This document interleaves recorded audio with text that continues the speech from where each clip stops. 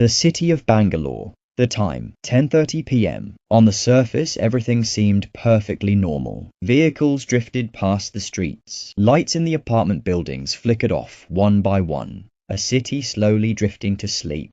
But inside a small flat in that very city, something deeply unsettling was unfolding.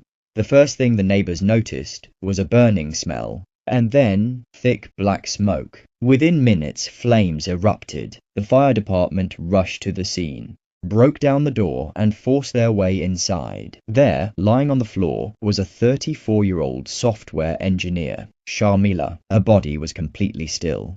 Initially, everyone assumed it was an accident, a short circuit, a tragic twist of fate, but the lines in the post-mortem report turned the entire case upside down. She was already dead before the fire ever started. That was the moment Bangalore police realized. This wasn't an accident, this was a meticulously planned murder. But what helped the police hunt down the killer wasn't a CCTV camera. It wasn't an eyewitness. Instead, it was a single mobile phone signal, a signal that was active for just 5 minutes, and that signal traced back to the room right next door. Living there was an 18-year-old boy. This is the chilling story of the Sharmila murder case. Sharmila was a 34-year-old software engineer working for a prominent IT company in Bangalore.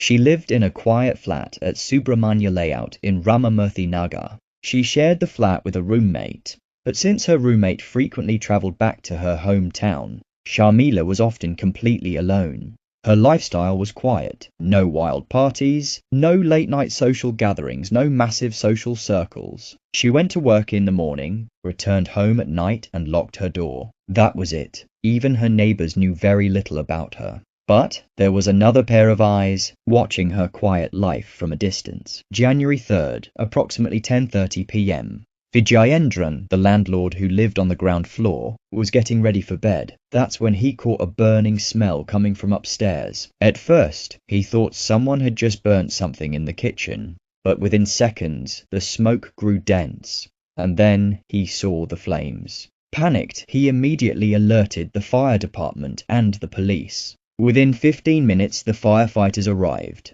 but the flat door was locked from the inside. One thing was certain, someone was still trapped within. They broke the door open. After an hour of intense fighting, the fire was brought under control, and there, near the kitchen, they found her, Sharmila, lying unconscious. At first glance, it looked like a tragic fire. But when the forensic team inspected the scene, the narrative shattered. Their first suspicion arose from the fire pattern. Experts concluded that a short-circuit fire doesn't spread this way. It was clear that someone had intentionally poured chemicals onto her clothes and set her on fire. But the real shocker was waiting in the autopsy report. Normally, when someone dies of asphyxiation in a fire, traces of soot are found in their lungs, but Sharmila's lungs were completely clean. She wasn't breathing when the fire started. She was already dead. Furthermore, the hyoid bone in her neck was fractured. There was deep hemorrhaging in her eyes. She had been strangled to death. There were clear signs of struggle on her body. The case officially shifted into a homicide investigation. Nothing valuable, no gold, no cash, was missing from the flat, except for one thing: Sharmila's mobile phone. The police tried calling the number, but it was switched off. Days passed, and then, out of nowhere, the phone switched on for just 5 minutes. But 5 minutes was all the cyber cell needed. They tracked the location immediately.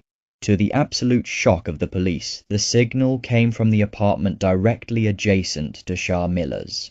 CCTV footage had already confirmed that no outsider had entered the building that night. The killer wasn't a stranger. He was right there, next door. The police knocked on the neighbor's door. Living there was an 18-year-old college student named Karnal Kurai, who lived with his mother. During the initial questioning, he was remarkably calm, full of confidence. He acted like an innocent teenage boy who knew nothing. But when the police laid out the hard evidence, the phone location, the forensic report, and the timeline of the night, his confidence crumbled. Finally, he broke down and confessed. "I killed Sharmila." Karnal had been stalking Sharmila for a long time. When her roommate went home for the New Year holidays, he realized she was entirely alone. On the night of January 3rd, he broke in through her sliding window. Sharmila was in her bedroom, working late. Hearing a noise, she walked out, only to find him standing there.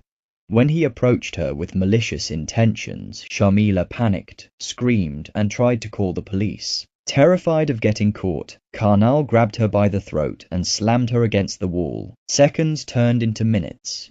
He didn't let go. Finally, Sharmila's body went limp. Panicked by what he had done, he tried to cover his tracks. He poured a chemical on her clothes, set her on fire to destroy the evidence, snatched her phone, and escaped through the same window. He went back to his own house and went to sleep right next to his mother, as if nothing had happened. This case didn't just end one life, it destroyed two. On one hand, a hard-working young woman living a peaceful life was brutally taken away.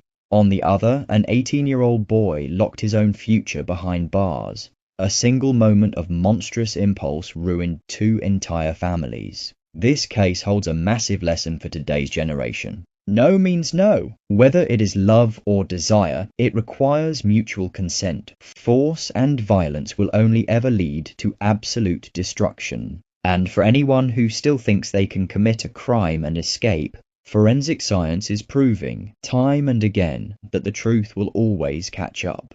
What are your thoughts on this case? Let me know in the comments below. I will see you in the next video with another true crime documentary. Until then, stay safe, take care.